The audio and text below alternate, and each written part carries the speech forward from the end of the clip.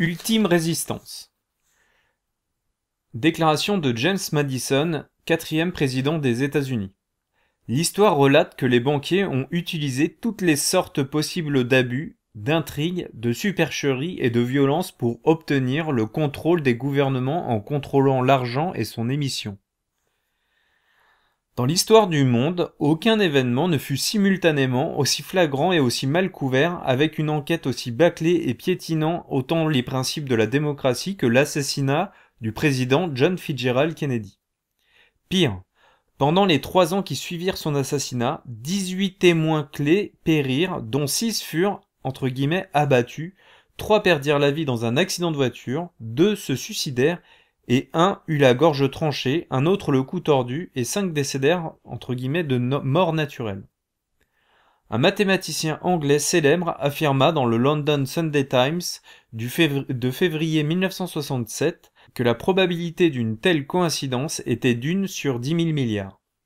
Au total, entre 1963 et 1993, 115 personnes proches des témoins sont mortes dans des circonstances étranges.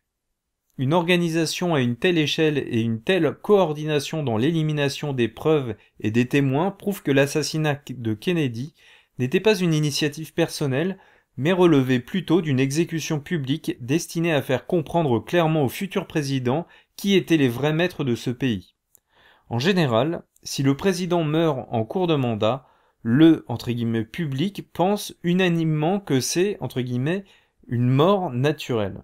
S'il est abattu sous les yeux du public, on accuse le meurtrier d'être un fou furieux, et si plusieurs auteurs sont impliqués, on conclut que les meurtriers sont des fous furieux qui ont agi de concert. Quiconque émet un doute est ridiculisé et accusé d'être un complotiste. Mais les zones d'ombre autour de l'assassinat de Kennedy sont bien trop criantes et il suffit de se pencher un peu dessus pour éliminer la version officielle. Dans ce genre de situation, brouiller les pistes en parlant de « théorie du complot » devient le seul secours. Pendant 40 ans, les rumeurs de conspiration ont circulé dans tous les sens, cachant ainsi le vrai complot. Une enquête criminelle réclame des preuves et, sans preuves, on ne peut parvenir à aucune conclusion. En 40 ans, de nombreuses preuves et de nombreux témoins ont eu le temps d'être anéantis. Le grand public ne sera probablement jamais en mesure de découvrir le véritable assassin, mais les experts en criminologie pourraient faire des recherches sous un autre angle et ouvrir ainsi la porte conduisant à la vérité. Ce chapitre analyse les motivations de cet assassinat, à savoir que dans les années 1960-1970, les banquiers internationaux ont cherché à abolir les monnaies honnêtes que sont l'étalon or ou l'étalon argent, provoquant une série particulièrement tragique d'événements historiques. Le décret 11110, l'acte de décès de Kennedy. Pour les citoyens américains, la journée du 22 novembre 1963 restera gravée à jamais dans leur mémoire. Le président Kennedy était assassiné à Dallas, au Texas. La terrible nouvelle se répandit immédiatement dans tout le pays et le plongea dans un état de choc et dans une grande tristesse. Encore des années après, la plupart des gens se souviennent très bien de ce qu'ils faisaient au moment même où l'information est tombée. En revanche, qui organisa son assassinat et pour quels motifs exactement sont encore sujets à controverse. La commission Warren parvint à la conclusion que le tueur, Lee Harvey Oswald, avait agi seul. Toutefois, le doute dans cette affaire a subsisté pendant des décennies. La société civile a répandu toutes sortes de théories du complot. Les soupçons sont nés quand le meurtrier fut arrêté en moins de 48 heures et qu'il fut lui-même tué à bout portant par un homme portant le nom de Jack Ruby. Des millions de personnes suivirent l'ensemble du processus quasiment en direct à la télévision. Le mobile avancé par le tueur de l'assassin a lui-même fait l'objet de nombreux débats. Un autre doute pèse sur le nombre de personnes impliquées dans l'assassinat de Kennedy. La version finale de la commission Warren affirme qu'en 5 secondes et 6 dixièmes, Oswald a tiré 3 coups de feu, dont l'un n'a pas atteint sa cible, l'un touchant le cou de Kennedy et le troisième lui portant un coup fatal à la tête. Quasiment personne ne croit qu'Oswald a pu tirer à 3 reprises en un laps de temps aussi court. Le plus surprenant est que la balle qui a touché le cou du président a atteint ensuite le gouverneur du Texas assis devant lui. Cette probabilité étant quasiment nulle, les gens l'appellent la balle magique. De nombreux experts estiment que plusieurs personnes ont tiré sur Kennedy depuis différents points et qu'il y a eu plus de 3 balles. Plus tard, un officier de police qui escortait Kennedy en voiture se souvint. Lorsque Kennedy était occupé à serrer les mains de la foule venue l'accueillir à l'aéroport, les services secrets de Johnson, entre parenthèses le vice-président, sont venus nous donner des instructions concernant la sécurité. Ce qui m'a le plus surpris est qu'ils ont dit qu'on devait apporter une modification au trajet que devait emprunter le président sur la Dealey Plaza, entre parenthèses la scène de l'assassinat. Si l'on avait conservé l'itinéraire initial, le tueur n'aurait peut-être eu aucune chance de l'atteindre. Ils nous ont également donné un ordre inédit. Dans des circonstances normales, nous aurions dû entourer la voiture présidentielle de nos 4 motos de la police, mais ils nous ont demandé de nous tenir tous à l'arrière et nous ont dit qu'en aucun cas nous ne devions nous tenir plus en avant que sur les roues arrière de la voiture présidentielle. Ils ont dit que c'était pour que tout le monde puisse, entre guillemets, voir sans obstruction. Un autre de mes amis, entre parenthèses, qui escortait le président Johnson, a vu Johnson se baisser dans la voiture 30 à 40 secondes avant la première balle et qu'il avait même commencé à agir ainsi lorsque le convoi s'était engagé sur Austin Street. Peut-être était-il en train de chercher quelque chose sur le tapis de la voiture, mais on aurait plutôt dit qu'il avait la prémonition qu'une balle allait siffler.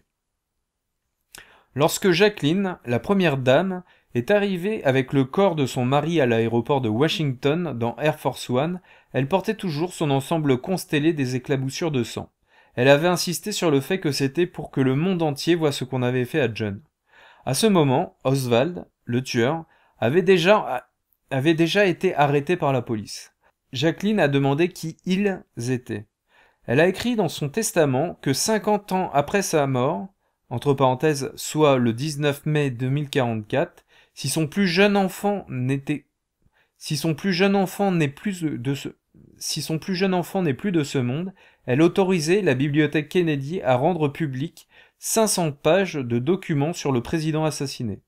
Elle n'avait évidemment pas imaginé que son fils cadet allait perdre la vie dans un accident d'avion en 1999. Robert Kennedy, le frère de John, le célèbre défenseur des droits civiques, fut également tué sous les yeux du public pendant sa campagne à la candidature démocrate pour les présidentielles, alors qu'il allait probablement devenir président à son tour et fêtait déjà une victoire pressentie.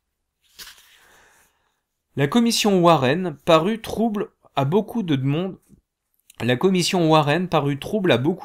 en raison de la décision d'archiver pendant 75 ans, soit jusqu'en 2039, tous les documents, dossiers et preuves relatifs à la CIA, au FBI, à la garde rapprochée présidentielle, à la NSA, au Conseil d'État ou aux Marines. En outre, le FBI et d'autres institutions gouvernementales ont également été soupçonnés d'avoir détruit les preuves. L'année 2003 marquait le 40e anniversaire de la mort de Kennedy, et à cette occasion, la radio ABC a organisé un sondage aux résultats surprenants. 70% des Américains pensent que l'assassinat de Kennedy est un complot de grande envergure. Son assassinat fut en quelque sorte une péripétie interne au pouvoir que la famille Kennedy faisait partie du cercle des banquiers internationaux. Son père, Joseph Kennedy, avait fait fortune lors de l'effondrement du marché boursier en 1929, puis avait été nommé président de la Security and Exchange Commission, entre parenthèses la SEC, par le président Roosevelt. Au début des années 1940, il comptait au nombre des milliardaires de son temps. Sans ses origines familiales illustres, John Fitzgerald Kennedy n'aurait jamais pu devenir le premier président catholique des États-Unis. Alors comment s'y était-il pris ensuite pour parvenir à offenser et à se mettre à dos toute l'élite dirigeante qu'il avait portée au pouvoir au point qu'elle décide de l'assassiner?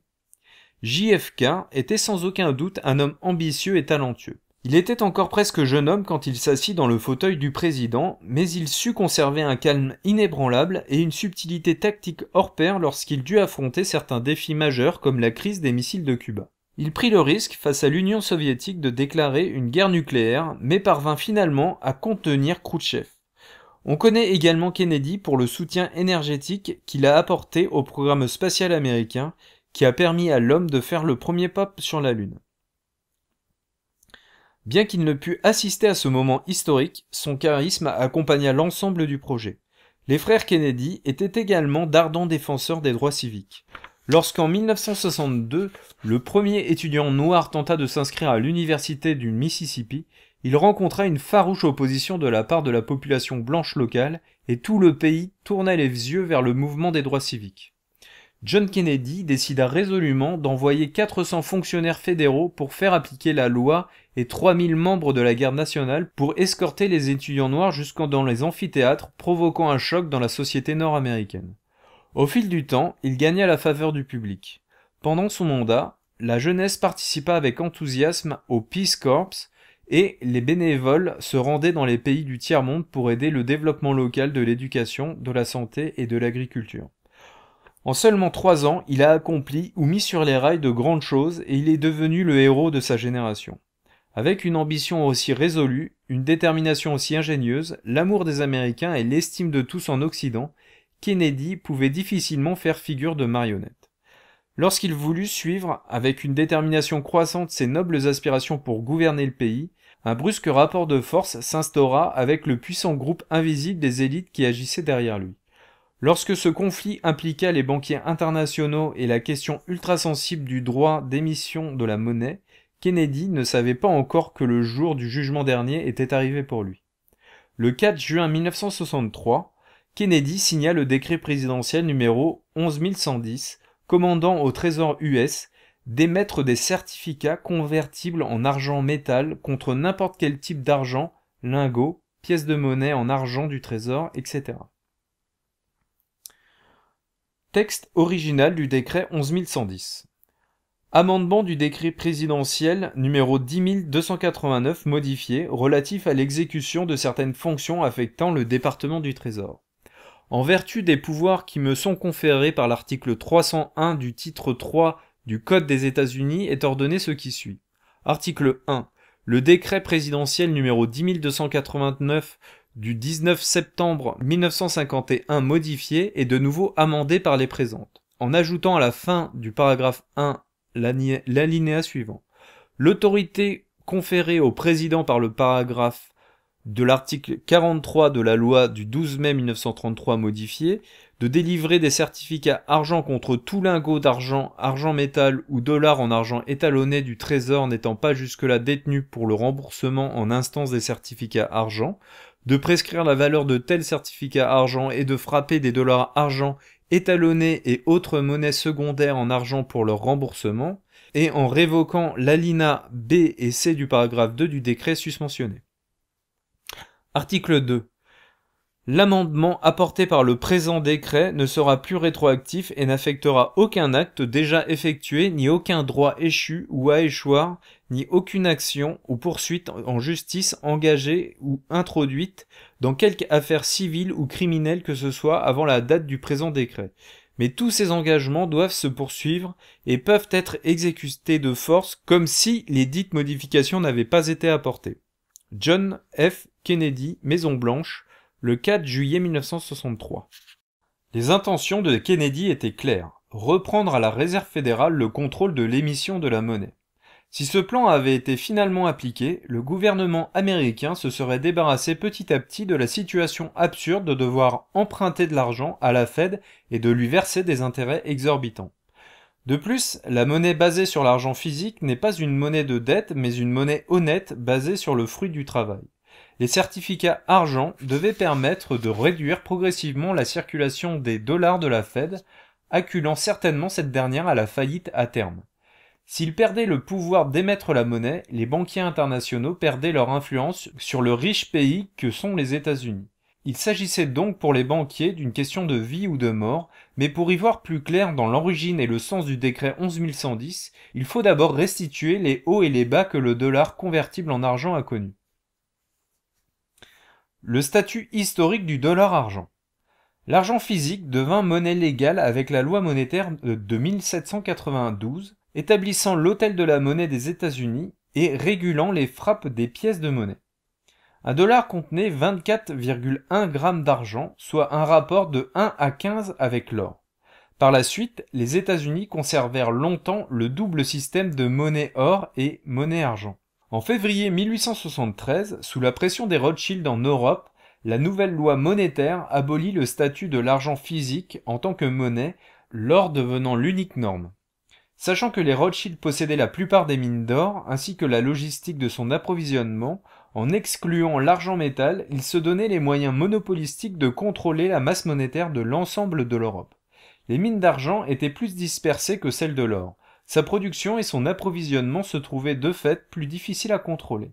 Après 1873, les Rothschild s'arrangèrent donc pour contraindre la majorité des pays européens à abolir le statut des monnaies argent, réalisant totalement la mise en place de l'étalon or.